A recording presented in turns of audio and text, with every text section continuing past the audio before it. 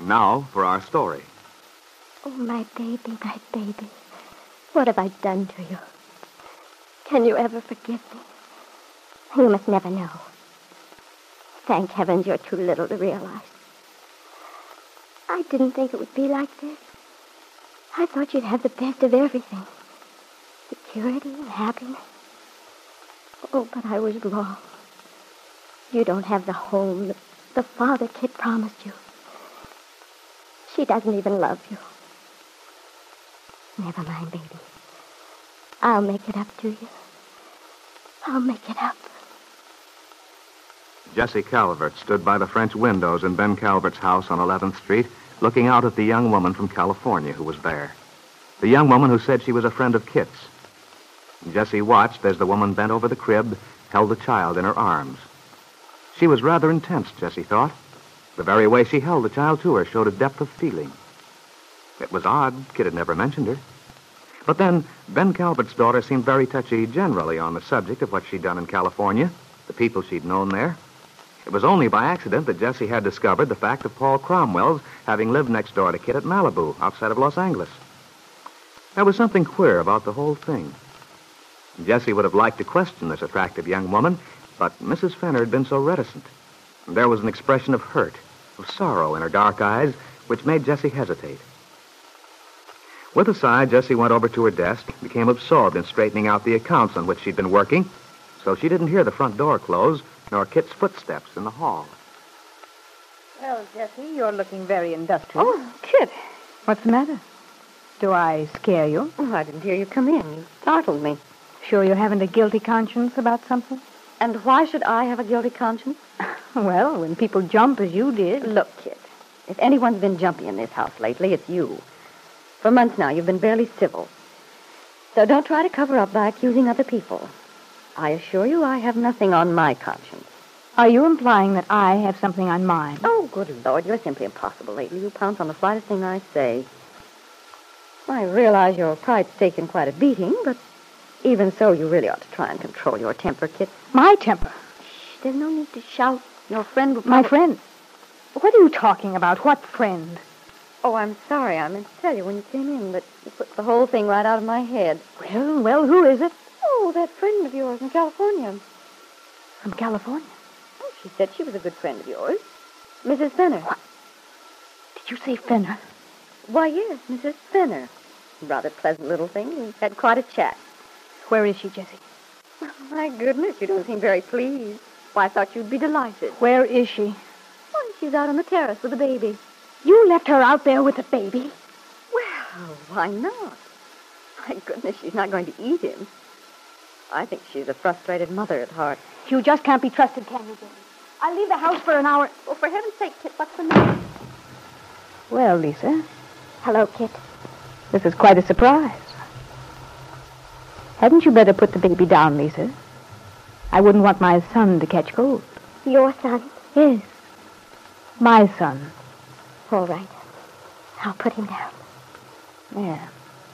That's better. For a moment when I came out here, you looked as if you were on the verge of doing something very foolish, Lisa. Very foolish indeed.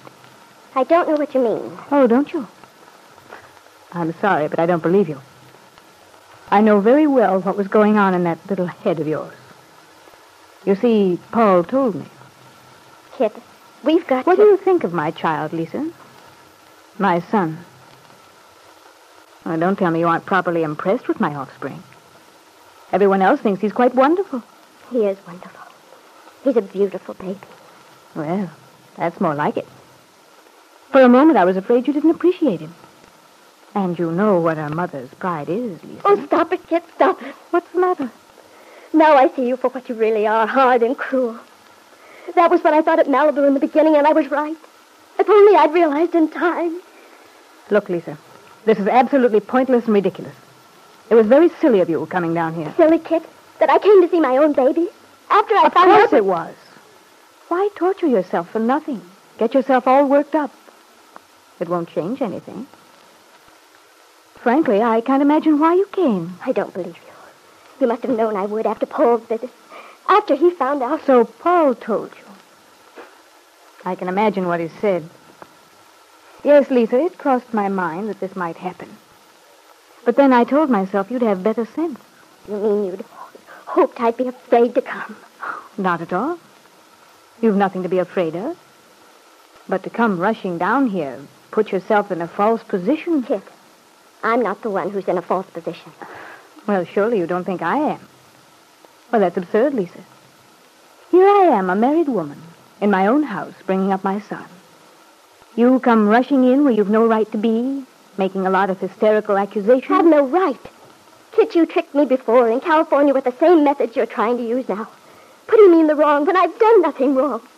Making me feel guilty because I questioned you about Paul. I tricked you. Tricked me, yes. All the time you were planning what you were going to do, planning to take my baby away from me. Paul told me all about it, everything. I know you now, Kitt. You'll never be able to deceive me again. Oh, hello, Mrs. Mead. I didn't know you'd come back. I've been here some time, Miss Thorndyke. I was rather surprised to find you'd left the baby out here alone. But I didn't leave him alone, Mrs. Mead. Mrs. Fenner was with him. I've only been gone a few minutes. I went up to warm his bottle. How did you two get along while I was away? Very nicely, Miss Thorndyke. You certainly made a hit with him, Mrs. Fenner. Look, he's reaching out his arms to you. Lisa, I think we'd better go in. Miss Thorndyke's going to give the baby his bottle, and we don't disturb him while he's being fed. Oh, it'll be all right, Mrs. Mead, if you talk I'd quietly. prefer not to have him disturbed. Come along, Lisa. Goodbye, Miss Thorndyke. And thank you. Goodbye, Mrs. Fenner. Now, Lisa, let's get this settled once and for all. You made a mistake coming here, and I'm sure you see it yourself by now. However, now that the damage is done, now that you've succeeded in getting yourself all worked up for nothing, we'll just have to make the best of it. At least you've seen the child. Know that he's well taken care of. No, Kitt. You can't get rid of me so easily, not anymore. No, I'm not trying to get rid of you. I'm merely pointing out that you've put yourself to a lot of trouble for nothing. It wasn't for nothing, Kitt. I had a good reason for coming here. Oh, I suppose it seemed that way to you. Knowing your tendency to dramatize things, I might have foreseen that your emotions would get the better of you. But since you've made up your mind to give up your baby of your own accord, I did hope that you'd have the honor to keep your end of the bargain. How can you talk about honor, Kitt? You've broken every single promise you made to Paul as well as to me. If I were you, I wouldn't worry too much about Paul, Lisa. Perhaps he didn't tell you the whole story. Paul told me everything. I know how you planned this together. What a fool you made of me. Now, I suppose you've forgiven Paul, but... Paul Cromwell isn't important now. He just doesn't matter. Only one thing matters to me now, Kitt. My child. Oh, good Lord. I thought when I left California I had the last of these scenes of yours, Lisa. All the tears and accusations. Why can't you face things? Nobody's taken advantage of you. Everything that happened is on your own head. If you're not satisfied with the results, there's nothing I can do about it. Oh, yes, there is, Kitt.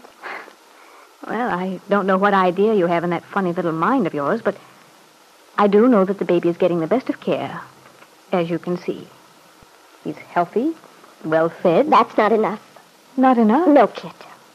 Well, it seems to me you're taking a very strange tone, Lisa, considering our respective positions in this thing.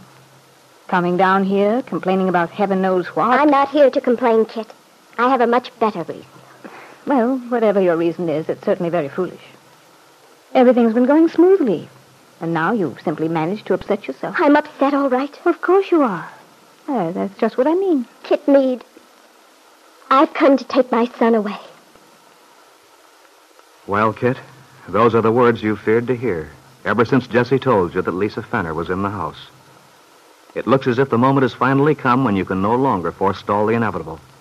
When you can no longer delay discovery of the fact that you virtually stole another woman's child.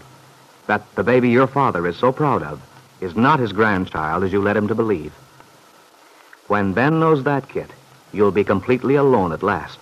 For if he knew the truth, Ben's pride would never let him forgive you. Now for our story.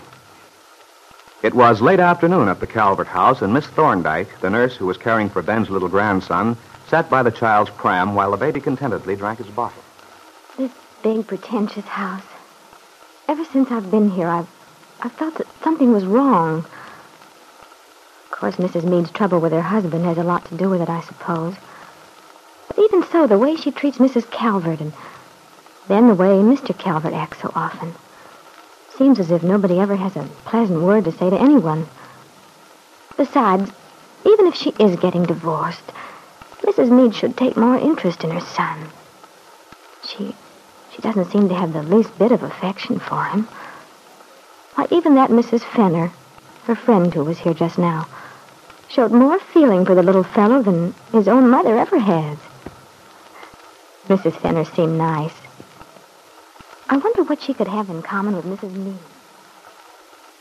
Personally, I don't see why you've come, Lisa. Kitt Meade, I've come to take my son away. Lisa, you don't know what you're saying. You haven't thought it through. Yes, I have, Kitt. It's all I have thought about for months. Well, then you haven't been very logical. If you had, you'd see how foolish your idea is. You're overwrought, tired. You've let yourself get all muddled and mixed up. Now, why don't we talk the thing over calmly? But I don't feel calm about it. Look, Lisa, don't you see that if you were to take the child away now, then everything you wanted for it originally would be lost? Remember when you made up your mind, decided to give him to me? Oh, yes, Kitt, I remember very well. You wanted a good home for your child. You wanted him to have security, the things you couldn't give him if you were alone. I know, but... You knew that if you were alone, working to support him, he wouldn't have the care he needed. Lisa, those things are just as true now as they were before in Malibu. You are alone. You would have to work to support the baby. You couldn't give him the proper care. Oh, but everything isn't the same now, Kitt. And besides, I see things differently. I was wrong before. No, I don't think you were. Your reasons were very good ones then. They still are. Oh, no. No matter what you say, it's not true. I'm not clever like you, Kitt. You and Paul. I know what you both think of me. What you thought of me then in California. You used to laugh at me. Silly little Lisa, I know. I had a dream about it once. Well, maybe dreams do mean something. Because I should have known then what was going to happen. But I kept wanting to believe you. You and Paul with his promises, his talk about marriage. If I hadn't been so Lisa. blind. I admit I knew that Paul had no intention of marrying you. But that, after all, was your problem. Something for you and Paul to settle. If Paul broke his bargain with you, it has nothing to do with me. Oh, but it has, Kitt. You told Paul you'd marry him. Yes, I did. But that has nothing to do with us, Lisa, with you and me. Remember, I told you I never intended to marry Paul. So I kept my bargain with you. Oh, Kitt, how can you say that? The things you've done. And what have I done, actually? When we talked at Malibu, I told you about my marriage. I told you the truth then. I told you that my marriage was failing and that the child would restore it. I meant that. I did want to make a go of my marriage with Bill, and if I failed, it wasn't because I didn't try. You told me my baby would have a normal, happy home. And he has. Surely, Lisa, you aren't saying I haven't taken good care of the child. Oh, no, but... And remember, I would have had my own baby. My very own, if it weren't for you. Oh, yes. Yes, I know, Kitt. Surely I needn't remind you of the evening we quarreled because you were jealous of my friendship with Paul. And to put your mind at rest, to reassure you, I went rushing out to find Paul so that he would... That's enough, Kitt. I remember. You needn't bring it all back again. It was my fault you had the accident that night. I know that. But it was an accident, Kitt. It might have happened in some other way. But it didn't happen in some other way, Lisa. It happened because of you. Do you deny it? No, I don't deny it. But the price is too much. The baby's all I have now. He's mine. I wonder if he is, Lisa. I took him because you didn't want him. You gave him up. Oh, I shouldn't have. It was a mistake. You were in love with Paul. And that was more important to you at the time than anything else. Oh, I admit I was in love with Paul. And you gave up the baby on the chance that Paul would marry you. Oh, I didn't know what to do. I was lonely and frightened. You told me if I didn't give you the baby, you'd take Paul. I was afraid. Afraid I couldn't give the baby a good home. Yes, Lisa. Exactly. And the baby has a good home now. He's mine now. No. Think of this, Lisa. Is it the accident of birth which makes the child yours? Or is it the fact of giving the child what he needs, the care, the worry, the willingness to sacrifice yourself that really matters? Oh, I don't know. You have so many words, Kitt. You make everything sound right for you. only know I want my baby. You say you want your baby. Are you sure, Lisa, that you're thinking of the child's welfare? He's mine. I love him. Perhaps you do.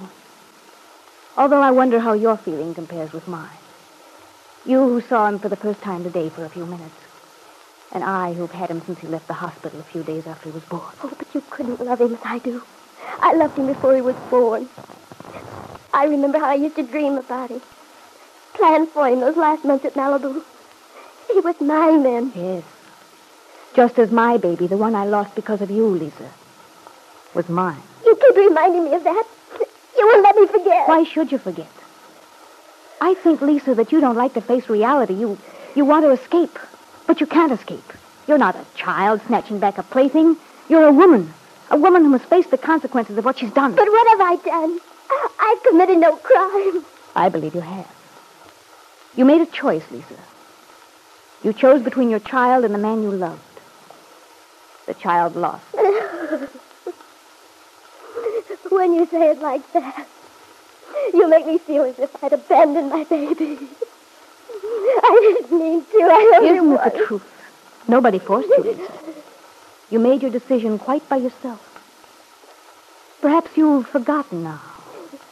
But you see, I haven't. Oh, Kitt. Even if you're right, even if everything you say is true, it can't be too late. I can make it up. No, Lisa. No, if you'll try, you'll only commit another injustice. Surely you can see that. You gave up your child in order to keep the man you loved. Now, because you gambled and lost, you want to go back? No, I don't want to go back. I only want to take my baby, make a life for him. But can't you see how childish that is, Lisa? How unfair it is to the baby. But I'm his mother. He belongs with me. He belongs where he'll have the care he should have. The security he should have. He'll grow up in this house, have the best of everything. My father's setting up a trust fund for him right now. He'll go to the best schools, the best colleges, grow up to be someone. What can you offer him that compares with that? Well, I could support him somehow. I could work. And leave him in the care of a landlady in some miserable furnished rooming house while you were at work? When you compare the two ways of living, Lisa, do you honestly believe that what you offer that child would be better than what I have to offer him? Oh, I don't know. It's so hard. When I came here, I was so sure. And now everything you say sounds right. I want my baby to be happy. To have what he should have. A good life. To grow up in security. Yes, Lisa, you do. And if that's what you want, perhaps you must pay for it somehow. Even if you pay for it in loneliness. Lisa, can't you see that I'm right? That the best thing you can do is leave the child here. With me. Lisa Fenner couldn't answer. She'd been so determined when she went to see Kitt, so certain she was doing the right thing. But Kitt was so glib, so convincing. Even her falsehoods sounded truthful as she spoke them. Lisa couldn't compete with her in words. She was too simple, too honest. But I wonder, Kitt, if Lisa will allow herself to be tricked by you again. I wonder if she'll give in to you. Let you keep the baby son for whom she has gone through so much misery and unhappiness. Keep the baby boy for whom you, Kitt, actually have no love at all. Now for our story. It was almost 5 o'clock. There was a last-minute bustle on Wakefield's main street where people were hurrying through their shopping, storekeepers were adding up the day's receipts, and waitresses were busily preparing for the dinner rush. But in David Bowman's bank, there was silence. The money taken in during the day had been put away in the vaults, statements were filed, typewriters, so noisy during the day, were neatly shrouded in their covers. Everyone had gone home. That is, almost everyone. Over in the corner, Bill Meade was still bent over his desk, working in the little pool of light cast by a green-shaded lamp. Then there was a rattle at the outside door as David Bowman, Bill's employer, as well as Kitt Meade's uncle, let himself into the bank.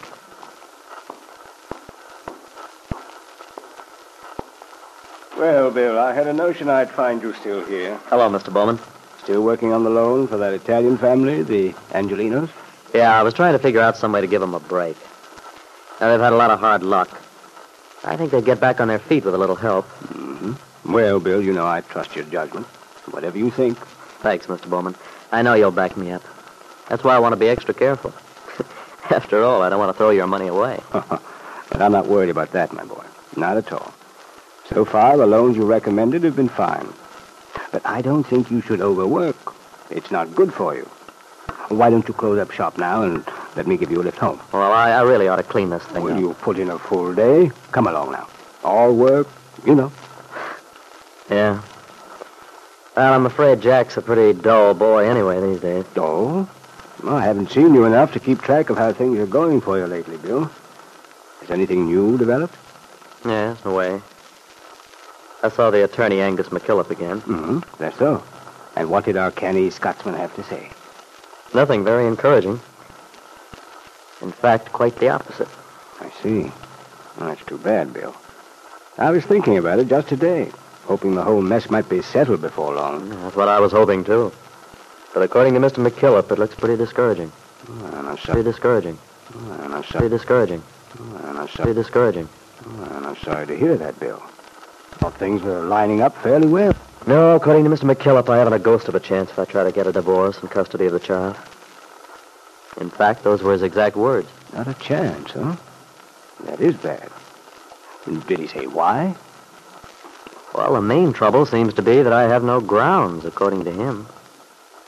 In order to win custody of the child, I'd have to prove the kid isn't a fit mother. Regardless of what I may believe, well, there's just no way to prove a thing like that. But what about the divorce itself? Surely you... No, there's the same trouble on that score. No grounds. I see. But, Bill, did you tell him the whole story? How you came to marry Kitt?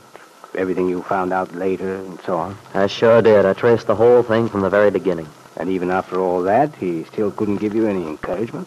Not a bit. In fact, he told me I should have accepted that proposition Ben Calvert made me. You mean Ben's proposal that Kitt would get a quiet divorce if you'd promise not to sue for custody of the baby? Angus didn't say that. Yeah.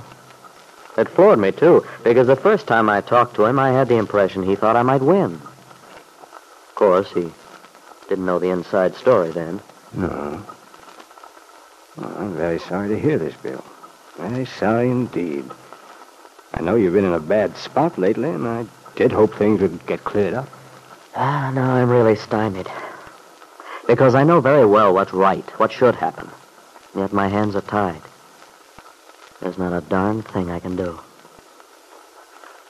It wouldn't be so bad if I weren't dead certain that the worst thing that could happen to that youngster would be to grow up under Ben's influence. Well, you know how I feel about that. I'm right with you. I know you are, Mr. Bowman. It helps a lot, too. I wish there was something I could really do. But if Angus doesn't think you have a chance, well, I'm afraid he knows what he's talking about. It's not as if he ever backs away from a good fight. Angus loved them. But on the other hand, if he sees the thing is hopeless... It's so crazy, though. I mean, knowing a thing and yet not being able to prove it. Of course, as he pointed out, that's the way it goes. It doesn't matter so much whether a thing is true unless you can prove it legally. That's where I'm stuck. Yes, I'm afraid you are, boy. I only wish there was some way I could help you. Sure you don't want to go home now? No sense in your driving yourself like this? No, thanks, Mr. Bowman. I think I'll work a little while longer. Besides, it takes my mind off things. David Bowman gave Bill a little pat on the shoulder and then turned away. As he let himself out at the door and caught a last glimpse of the young man, Bill's head was again bent over the litter of papers on his desk. But somehow, Bill couldn't get his mind back to the problems of banking. His thoughts kept wandering to the problems of his personal life, which he and David had been discussing. Finally, he gave up with a sigh and decided to go home after all. As he came out to the street, a small figure appeared from the shadows near the window. Hi, Bill. Well, hello there, Billy. Gosh, I thought you'd never quit working tonight. You mean you've been waiting out here for me? Sure. I asked that man who came out a while ago if you were still there. He said yes, so I thought I'd stick around. Well, that was swell of you, Billy. But I hate to think of you standing out there in the cold. Heck, I didn't care. Mind if I walk along with you, Waze? No, wish you would. Okay, let's go. Okay. Oh, Bill, what's cooking? Anything new? Nothing much. I just felt sort of like talking to you tonight. Well, I'm glad you did, because you're exactly the fellow I feel like talking to. Now, how's school? It's all right. Just all right? Oh, you know how it is, Bill. A guy gets tired of doing the same old thing day after day. Yeah, I know just what you mean. I don't mind arithmetic and geography, but I sure do hate English. That's funny. I was the same way. You were? Yeah. I remember those compositions. Gosh, yes. The subjects they give you. What I did on my vacation and my most embarrassing experience. I guess they use the same ones year after year. I never know what to say. My most embarrassing experience. Why, aren't you ever embarrassed? Nah. Oh, well, fella, before you know it, you'll be through school and out in the big, wide world. You ever think about what you want to be when you grow up? Well, I kind of think I'd like to build bridges. Oh, a civil engineer, maybe, huh? I guess. I like to make stuff. Yeah, I remember you made that pipe rack for your dad. Bill, here. Huh? What's this? Oh, it's just something I made for your kid. For my kid? Oh, say, that's swell of you, Billy. May I look at it? Sure. That's really why I waited for you tonight. Hope he'll go for it. A boat. Hey, that's swell. You think he'll like it? It's a battleship. Hey, look at all those portholes. I bored him one myself. The idea is, in case of attack, you can shoot right out of the sides there. Well, sure you can. I copied it after a picture in a magazine. Look at that red smokestack. Well, I figured when a kid's young like yours is, they like a lot of bright colors. Oh, you'll love it, Billy. And I certainly appreciate your thinking of us, too. Thanks a million. Heck, it was a lot of fun. Bill? Yeah? I was wondering if it'd be okay with you. I mean, if I could go home with you and give it to him myself.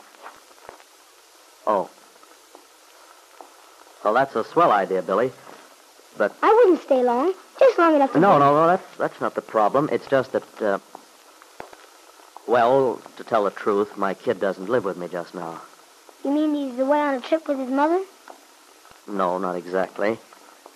You see, we don't live together, his mother and I. Oh. Why don't you?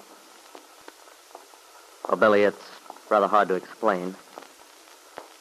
You see, sometimes when two people don't seem to be able to get along so well, it's best that they separate, not try to live together. You mean you and your wife don't like each other?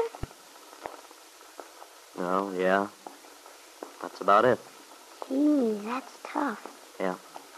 It's tough for your kid, too. Yeah, sure it is. 'Cause I know how it was when my dad was gone overseas. Even though I knew he was coming back, it just don't seem right when your dad isn't home. Later, Bill Meade walked alone, slowly along the darkening streets with the toy battleship Billy had given him clutched in his hand. The youngster had stated the truth so simply that it was inescapable. It's awful tough on the kid, he'd said.